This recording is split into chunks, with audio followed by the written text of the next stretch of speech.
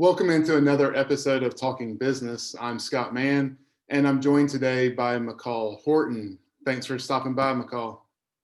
Thanks for having me. So McCall is a HR business partner at SmartBank. So McCall, tell us a little bit about your company and then also what your job entails working in human resources. Awesome. So SmartBank is, we're a local community bank located in several different regions. So we have branches in Knoxville, we have some in Blount County and Sevier County, and then we go down into Chattanooga, and then Alabama as well, and Florida. So we have a good, we kind of span into a lot of states, and we're $3 billion in assets. That's the bank lingo of measuring how big a bank is. And we like to grow each year through mergers and acquisitions. That's something that goes on pretty frequently in the banking world. In my position as an HR business partner, I kind of do just a general, my HR reaches out into just general things. So I kind of have my hands in a lot of things. Recruiting's a big thing that I do.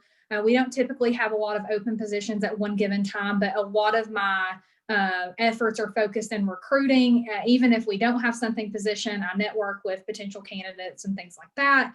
Employee relations. So when managers are doing performance reviews or if they're having performance issues with their employees, I do things from write-ups, performance improvement plans. I help them and coach them through that and giving those to their employees that report to them. Benefits is a big area. I answer a lot of benefits questions and help employees with their enrollment. And then new hire orientation is another big item that I do. We really try to have a good company culture here at SmartBank. And one of the things that we do to help with that is we make sure that all employees start out on the same day with the same knowledge of, what we expect as an organization through new hire orientation. Excellent. So when you first started college, was HR something that you had set out, that you knew, like, I know for a fact I want to go into human resources? Or was this something that you just kind of discovered along the way in your journey? Tell us a little bit about how you got into human resources. Sure. So when I started college, I actually started taking classes at Pellissippi while I was in high school. And I just wanted to get ahead on my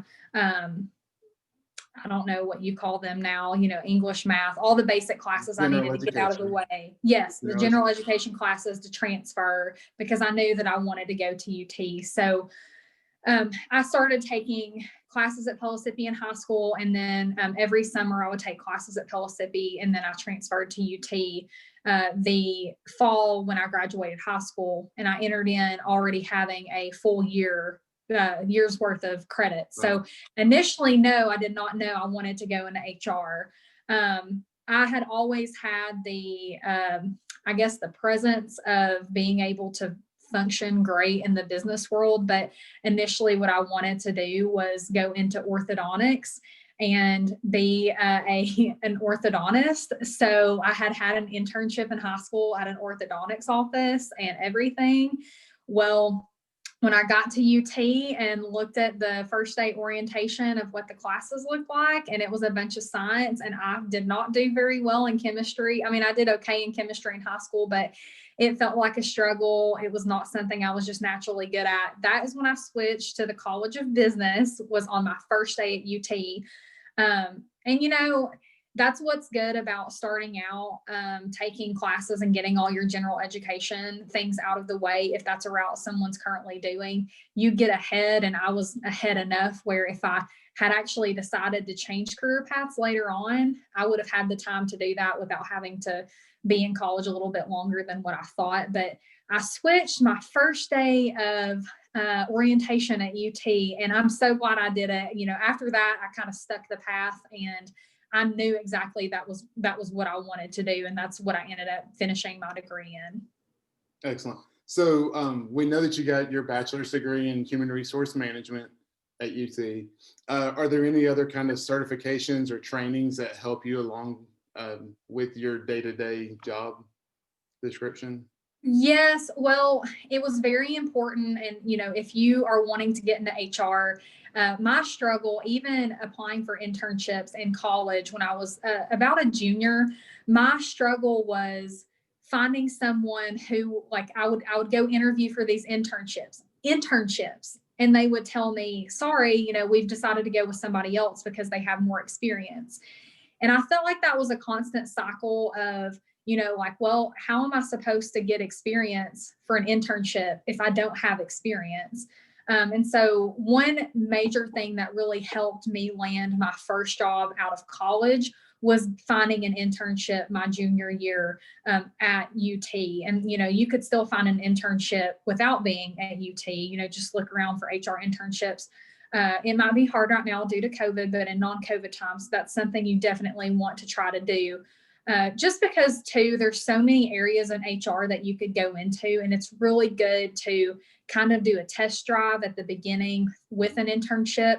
My internship was in recruiting. When I was a junior, I recruited for a call center. It's a lot of turnover, so you get a lot of really good experience with, interviewing skills, phone screening skills, what you can and can't ask, and things like that. But really what helped is my boss there at that internship actually left that job, went to another job, and that ended up being where I went with her after my first year, or after I graduated college. That was my first job out. So an internship, and really making those connections with the people that you work there with, that helps get you experience in kind of the areas of HR that you can go into. Another thing that I would say is there are different certifications that you can get as an HR professional. One of them is when you're kind of a more entry level person and you've been working in HR for a little bit, something that you see in job descriptions a lot is PHR preferred, or SHRM, which is the Society for Human Resources Management. Those are two different certifications through two different organizations, but a lot of companies and HR professionals, they'll put in job descriptions that they either want you to have a PHR or a SHRM CP. So right now I'm currently studying for the SHRM SCP, which is more of a specialist and senior designation. You have to be in HR for a certain amount of time before you can apply to sit for that test, but that I'm currently studying to take that sometime this year. Excellent. And I will link out both of those certifications in the description below as well. Okay. So McCall, you and I kind of go back a little bit, and I remember that you took some trips with an HR organization at UT. Was it a fraternity, or like a business fraternity, or just an organization? Can you tell us a little bit about that and your experience with that as well? Sure. So I was in two different organizations in college that helped my professional development, and the key to those is really networking. So the first one was Alpha Kappa Psi. So that is a professional business fraternity. It's co-ed. And they're usually offered at universities. There's another professional business fraternity at UT. But I joined Alpha Kappa Psi, and they have a certain amount of things that you have to participate in throughout the year, professional development events. They really get you connected with businesses and push internships, and just the people that you meet within that fraternity or organization. They really help you on later in life if you stay connected with those people and in the networking. The other organization that was probably the most valuable for me as an HR professional is SHRM, so the Society for Human Resource Management at UT. There is a wonderful professor at UT. Her name is Debbie Mackey. And so if you go to UT after you complete your degree of Pellissippi, or if you're taking classes to transfer over to UT, if you are going to major in HR or have a minor, or they call it collateral in HR, you need to seek out Debbie Mackey and tell her that I sent you to her, because I thought that I could look for an internship on my own when I was in college and be successful. And it, like I said before, I kept getting denied and people saying we want more experience for internships. And once I reached out to her, she was able to help me find something locally. And she has been responsible for really helping me get every single job after through her connections and like helping me network with people and introducing me to people. I owe everything in my career to Dr. Debbie Mackey.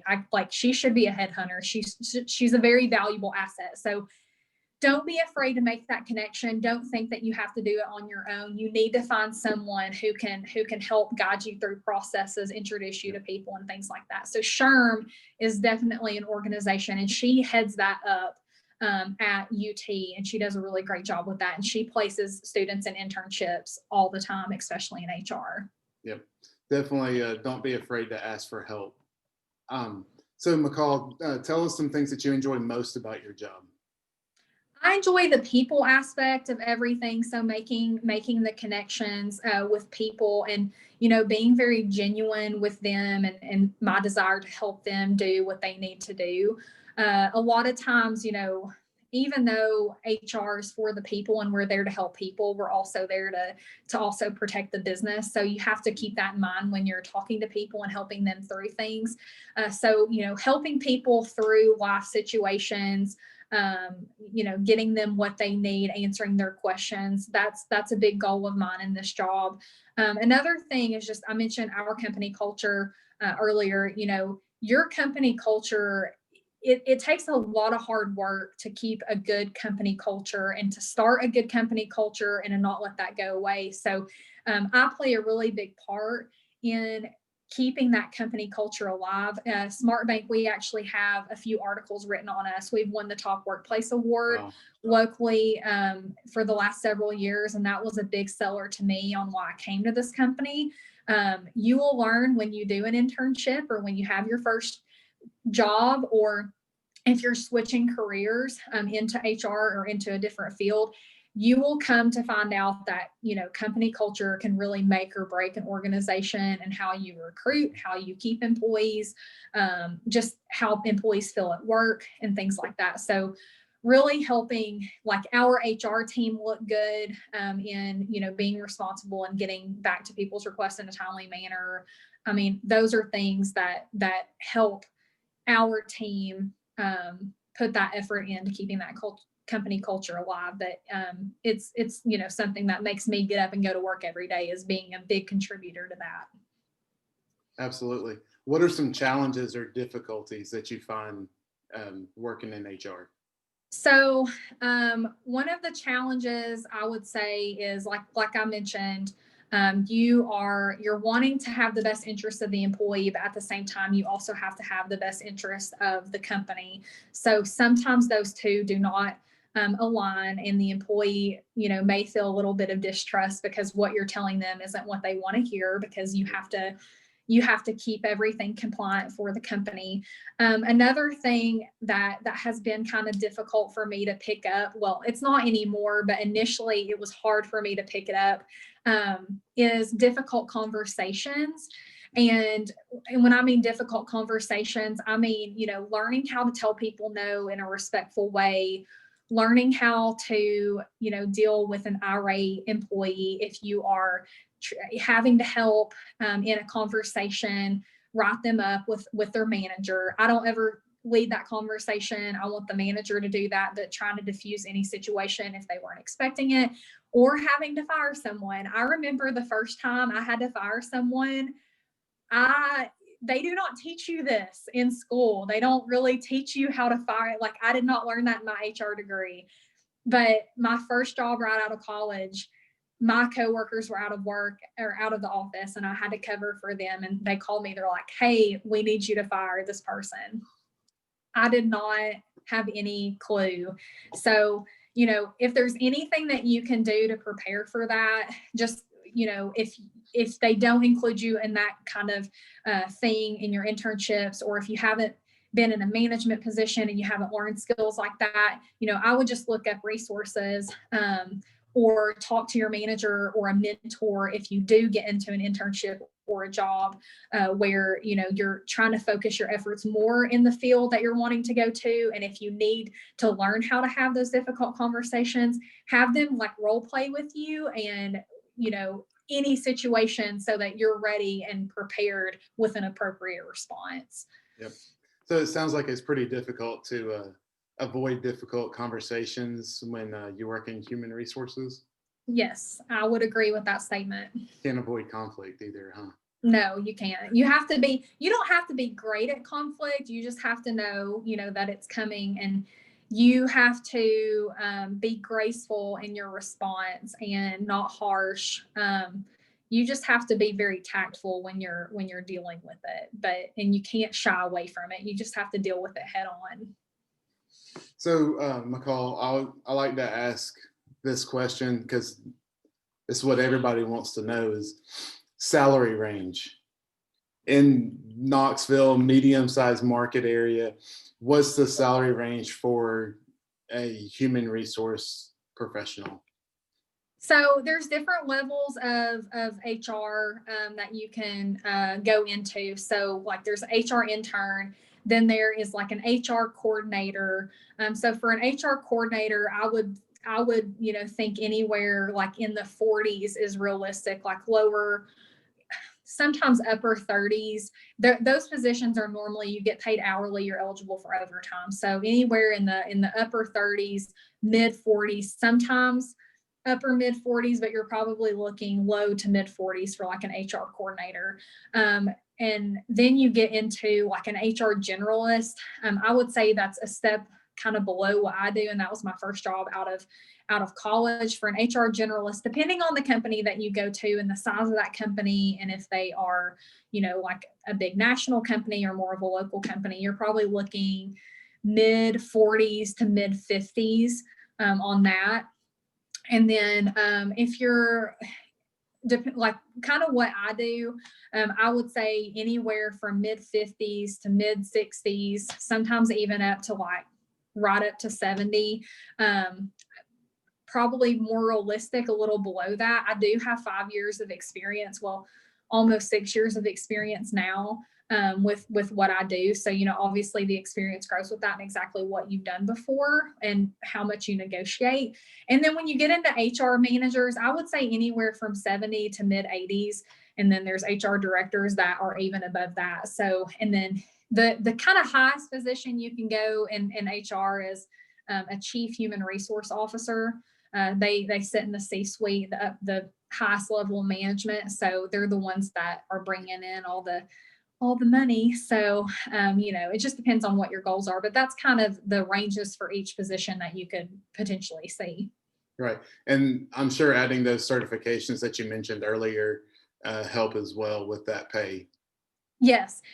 So what I would recommend on that too, just as a negotiation tool, I know this isn't part of your questions, but when you start out in a position like after you have your internship, and you go into your position either after college, once you have 1 or 2 years of HR experience, I would ask your company, and even before you go work somewhere right out of college, or if you're making a career change after you get your degree, wherever you are in life, whatever company that you're working at, as long as it relates to your field, ask them, tell them, hey, I'm interested in this certification. I'm interested in this designation.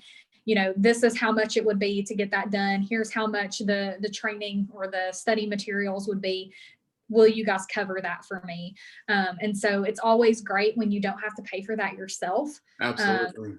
So, definitely when you're earlier on, ask your companies to pay for things like that. And normally they want you to have that desire to learn and continue your knowledge, and they'll be happy to do that. It just depends on the size of the company and where you're at. Yep. So this has been very informational. Last thing, and we'll get you out of here. What advice would you give to students who are either starting college or maybe they've returned looking for a different career path? So my advice, I have a lot of advice to give, but my my advice to give for you is internships are really important, and those can be paid or unpaid, however you can get the experience. Once you get in the internship, find a good mentor. You don't even have to have a mentor in the internship. You can find someone on LinkedIn who kind of has the career path that you think that you want to go, and you can message them and tell them, hey, I have a desire to find a mentor to kind of help me, and I was wondering if you could answer some questions for me, maybe meet up for lunch, or if you could somehow get connected with someone that can help you get to where you want to go. And or if there's someone in your life that you just find super professional and you aspire to be like them, look at what they're doing to be successful and kind of mimic their traits. But I would say for sure, try to find some kind of internship experience. Message people on LinkedIn. Don't be afraid to kind of cold call on people. Have a LinkedIn, have a presence like that. Have a professional picture on LinkedIn, not one of you, throwing up a peace sign or out to eat with your friends. You would just be surprised at LinkedIn. But those are just some small pieces of advice that I would give. Excellent. So what I've gathered from this conversation is certifications are important. Get your employer to pay for those. Networking is huge. Yes. And finding a mentor is an unbelievable asset. Yes. Awesome. Well, McCall, thank you for your time, and have a great day. Awesome. Thank you.